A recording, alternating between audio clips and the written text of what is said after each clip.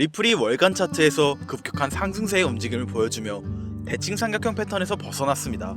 이는 마침내 리플의 횡보가 끝나고 장기적인 강세 모멘텀을 보여줄 것이라 예상할 수 있는데요. 여러분들도 아시다시피 지난 수년간 리플은 좁아지는 대칭 삼각형의 추세선 사이에서 거래되어 왔죠. 대칭 삼각형 패턴은 추세선이 좁아지는 것과 급격한 가격 변동을 보여주고 시간이 지날수록 강한 압력이 쌓이며 저항선을 돌파할 때 급격한 폭등을 보여주는 강세 신호로도 활용되었는데요. 수년이 지난 오늘 드디어 오랜 시간 지속된 리플의 대칭 삼각형 패턴이 끝나고 횡보를 반복하며 장기간 축적된 투자 압력이 저항선을 뚫고 폭발하며 리플은 단기간 내 엄청난 상승세를 보여줄 것으로 예상되고 있습니다. 이를 알고 있는 수많은 전문가들은 리플이 급격한 폭등을 보여줄 것이라 말하고 있으며 빠른 시일 내에 $15에 도달할 것이라 평가하고 있죠. 그들은 리플의 기술적 지표를 분석하고 앞으로 다가올 암호화폐 시장의 전망과 함께 리플 코인의 긍정적인 상승 가능성을 설명하고 있는데요. 리플이 갑자기 저항선을 돌파한 이유는 무엇인지, 또 앞으로 리플이 $15를 넘어 어디까지 상승할 수 있을지 함께 알아가 보시죠. 리플의 대칭 삼각형 패턴은 2018년에 시작돼 시간이 지날수록 더 낮은 고점과 높은 저점을 형성하며 추세선이 좁아지는 모습을 보여줬습니다. 지난 7년 동안 리플에게는 여러 역사적인 사건이 있었지만 암호화폐 시장의 흐름과 함께 간략하게 설명드리려면 SEC의 리플 소송 사건을 빼먹을 수 없겠죠. 비트코인이 본인의 2018년 고점을 돌파하며 매일 최고점을 갱신하고 있던 2020년 12월 비트코인의 상승세와 함께 리플 또한 좋은 분위기를 만들어갔던 타이밍에 SEC가 리플에게 소송을 걸며 한 달 만에 리플의 가격이 80% 하락하였던 리플 투자자들에게 있어 아주 충격적인 사건이 있었습니다. 여러분들도 이미 알고 있으시겠지만 잘 모르시는 분들을 위해 이 사건을 아주 짧게 설명드리자면 전 SEC 위원장 게리 겐슬러가 주도한 이 사건은 1심 판결까지 4년이 걸리며 오랜 시간 리플의 발목을 잡았죠. 2023년 7월 이 사건을 담당한 토레스 판사는 사실상 리플의 승리와 다름없는 약식 판결을 내렸으나 암호화폐를 규제하던 전 미국 대통령 바이든 정부의 정치적 영향력을 의식한 것인지 SEC는 리플을 끊임없이 괴롭혔는데요. 2024년 3월 SEC는 리플랩스에게 $20억 과징금을 요청하였고 2024년 8월 토레스 판사는 리플에게 $1.25억 과징금 지불 명령과 함께 리플의 승리로 1심 최종 판결을 내렸습니다. 그러나 2024년 10월 SEC는 미국 항소법원에 항소 요지서를 제출하며 리플과의 싸움이 지속될 것으로 예상되었죠. 하지만 2024년 11월 친암호화폐 대통령이 되겠다고 선언한 도널드 트럼프가 대선에서 승리하였고 2025년 1월 20일 트럼프가 미국 대통령이 되는 취임날에 맞추어 그동안 암호화폐 시장에 강력한 규제를 적용하였던 전 SEC 위원장 게리 겐슬러가 사임하며 리플과 SEC와의 길었던 소송이 사실상 종료되었음을 알 수 있었습니다. 그리고 2025년 4월 16일 SEC와 리플의 최종 판결까지 앞으로 한 달도 안 남은 지금 대칭 삼각형 패턴 속에서 수년간 횡보장을 보이던 리플이 드디어 저항선을 돌파하며 강력한 폭등 신호를 보내고 있는 거죠. 이 신호를 눈치챈 거래들은 이미 움직이고 있으며 온체인 데이터에 따르면 지난 24시간 동안 리플의 거래량은 700% 증가하며 거래들의 대규모 매집이 진행되고 있는 걸 확인할 수 있었습니다. 그동안 바이든 정부의 눈치를 보던 기업들과 거래들은 정권 교체와 더불어 SEC와의 법적 공방이 끝날 리플에게 많은 관심을 가지고 있을 것이고 이는 ETF 기대감 등 장기적인 강세 모멘텀과 함께 엄청난 매수세가 들어올 텐데요. 미국 대선 당시 트럼프를 지지하고 지원하였던 리플랩스의 CEO 갈링하우스는 도널드 트럼프와 개인 면담을 진행하는 만큼 강력한 유대관계를 확인할 수 있으며 미국 정부가 지속적으로 매집할 예정인 전략적 비축자산 코인 목록에 리플이 당당하게 한 자리를 차지하고 있는 만큼 미국 정부의 정치적 지원 속에서 리플은 인플레이션의 둔화와 함께 시장이 점차 반등함에 따라 꾸준한 상승장을 보여줄 준비가 되어 있음을 시사하고 있습니다. 그렇다면 현재 이러한 상승장의 예고 속에서 고래들의 대량 매집과 더불어 우리가 중요하게 생각해야 할 게 있는데요. 리플과 관련된 기관 세력들의 움직임을 잘 관찰해야 하는데 리플과 관련된 기업 중 현재 주가가 사상 최고치를 기록하고 있는 워렌 버핏의 이 기업이 있습니다. 버크셔 해서웨이라는 기업 많이 들어보셨죠? 버크셔 해서웨이는 세계적인 투자 지주 회사로 워렌 버핏의 회사로 매우 유명한 회사입니다. 시총이 무려 1000조나 되는 어마어마한 규모의 회사이죠. 이런 버크셔 해서웨이가 가지고 있는 대표적인 회사 어떤 회사가 있을까요? 그중 하나가 바로 아메리칸 익스프레스입니다. 아실 분들은 아시겠지만 아메리칸 익스프레스는 신용카드사와 은행업을 중심으로 한 미국에서 가장 큰 규모의 회사 중 하나이자 금융업의 대표주자이죠. 그리고 특징은 아메리칸 익스프레스는 워렌 버핏의 버크셔 해서웨이가 최대 주주로서 무려 20%가 넘는 지분을 보유하고 있죠. 쉽게 생각하면 워렌 버핏의 회사인 버크셔 해서웨이가 아메리칸 익스프레스를 소유하고 있다라고 생각하면 되겠죠. 또한 뱅가드 그룹이 6.3%, 블랙록이 6.1%를 보유하고 있는 전망이 좋은 기업이라는 겁니다. 이런 아메리칸 익스프레스는 리플의 핵심 파트너입니다. 심지어 작년 8월에도 아메리칸 익스프레스는 송금을 위해 리플을 채택했다는 걸 알 수 있죠. 이 말은 워렌 버핏의 회사인 버크셔 해서웨이가 소유하고 있는 아메리칸 익스프레스에서 리플과 협업을 하고 있다는 말입니다. 워렌 버핏과 리플이 밀접한 관계가 있다는 뜻 아닐까요? 리플은 기본적으로 스위프트 때문에 만들어진 코인이죠. 여기서 스위프트가 무엇이냐? 스위프트는 서로 다른 국가에서 무역을 할 때 사용되는 화폐가 다르기에 기준을 만들어서 국제 무역을 진행하는 것이 스위프트입니다.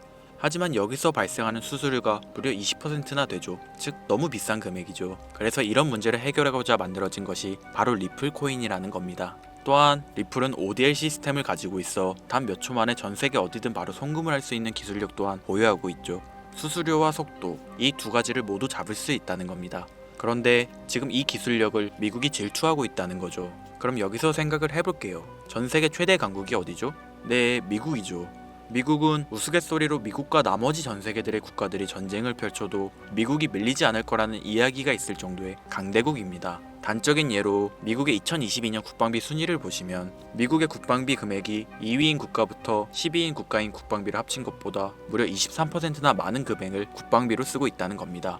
물론 이것만으로는 단순 군사력을 비교할 수는 없겠으나 이 정도로 엄청난 초강대국이라는 거죠. 이 이야기를 왜 하냐면 미국은 전 세계의 패권을 쥐고 있는 강대국이라는 겁니다. 단순히 군사력뿐 아니라 경제력으로도 말이죠.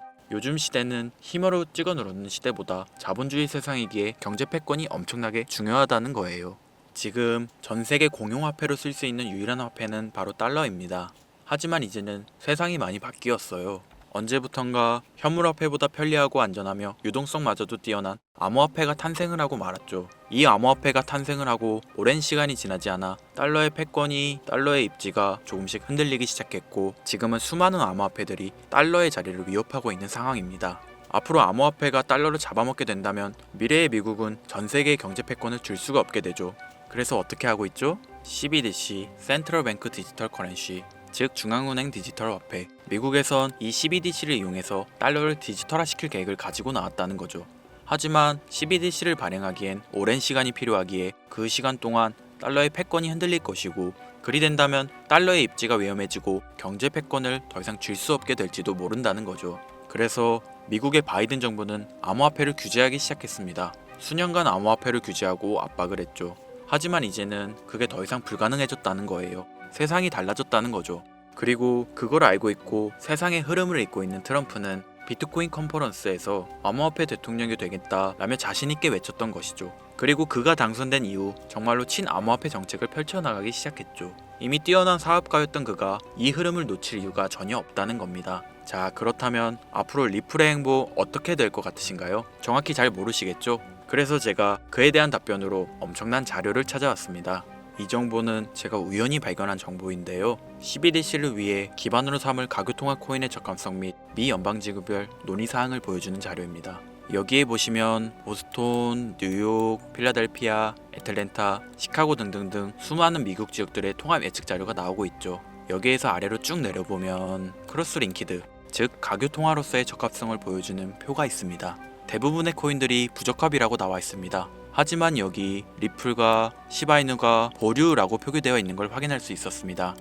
뭐 그럴 수 있어요. 리플은 법적 공방이 남아있고 시바이누는 탈중앙화를 목적으로 나온 코인이다 보니 어찌 보면 CBDC와는 어울리지 않을 수 있죠.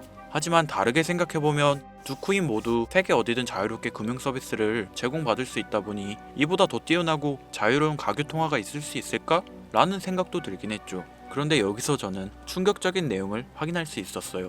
여기 보이시나요? 시바이누조차 보류로 나와 있는데 이 생소한 코인이 적합이라고 나와 있었습니다. 진짜 너무 생소한 코인이었어요. 그래서 이 코인의 정보를 좀 찾아봤는데 정말 신기할 정도로 정보가 없었습니다. 그런데 바이낸스에는 이 코인이 상장이 되어 있더라고요. 그래서 저는 의구심이 들었습니다. 전 세계 은행을 이을 수 있는 가교통화 자리에 아무도 모르는 코인이, 그것도 정보도 별로 없는 코인이 리플과 시바이누보다 높은 자리를 선점하고 있다?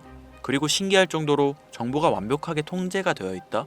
아무리 봐도 너무 이상해서 곰곰이 생각을 해보다 얼마 전에 있었던 미국 대선이 떠올라서 혹시 트럼프 당선에 이목이 쏠려 있을 때를 노려 4분기에 이 코인을 가교통화로서 밀어주려는 건가? 라는 생각이 확 들더라고요. 그래서 바로 국내 거래소 중 가장 거대한 거래소인 업비트를 확인해 봤는데 놀랍게도 올해 이미 상장이 되어 있었습니다. 그뿐이 아니었죠. 일본의 비트플라이어, 중국의 후오비, 미국의 코인베이스, 유럽의 비트스탬프, 인도의 와즈렉스, 두바이의 바이비트 등 전 세계에서 내놓아야 할 가상화폐 거래소에 모두 4분기 상장 예정인 코인으로 올라와 있었습니다.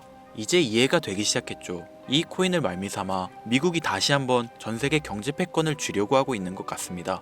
제가 그래서 이 코인을 구독자님들에게 공유해 드리려고 영상을 촬영해서 올렸는데 이게 유튜브 측에서 자체적으로 막아버리더라고요. 아무래도 미국 대선과 관련해 있는 코인이다 보니 유튜브 측에서 자체 필터링이 되는 것 같아요. 벌써 2번이나 경고 먹었어요. 한 번만 더 경고 먹으면 더 이상 구독자님들께 좋은 영상을 제공해 드릴 수가 없어서 어쩔 수 없이 상단부에 있는 제 개인 번호 010-8056-5800, 010-8056-5800 이 번호로 코인이라고 적어서 문자 보내주시는 분들에게 해당 코인 정보를 제공해 드리려고 합니다. 구독자님이신 걸 확인하는 즉시 해당 코인에 대한 정보 바로 제공해 드리도록 하겠습니다. 요즘 저를 사칭해서 정보를 팔아먹으려고 하는 악질업자들이 너무나도 많이 늘어나고 있습니다. 제보가 진짜 빗발치고 있어요. 다시 한번 말씀드리지만 저는 절대로 금전을 요구하거나 멤버십 가입 유도 및 개인정보 등을 요청하지 않습니다. 그런 사칭범들이 워낙 많아 문자 보내주시는 분들 한 분 한 분 제 구독자님이신지 확인 후 공유해드리다 보니 약간의 시간이 소요가 된다는 점 다시 한번 양해 부탁드립니다. 저는 많은 거 안 바래요. 오로지 제 채널을 키우기 위해서 제 영상을 보시고 제 채널 구독, 좋아요, 알림 설정 그리고 댓글 정도 남겨주시면 저는 그걸로 만족합니다. 그러니 이것 외에 요청하는 게 있다면 제가 아니라 사칭이니 조심하세요. 앞으로 더 좋은 영상, 더욱 도움이 되는 정보로 다시 찾아뵙겠습니다. 오늘 하루도 고생하셨습니다. 김선우입니다. 감사합니다.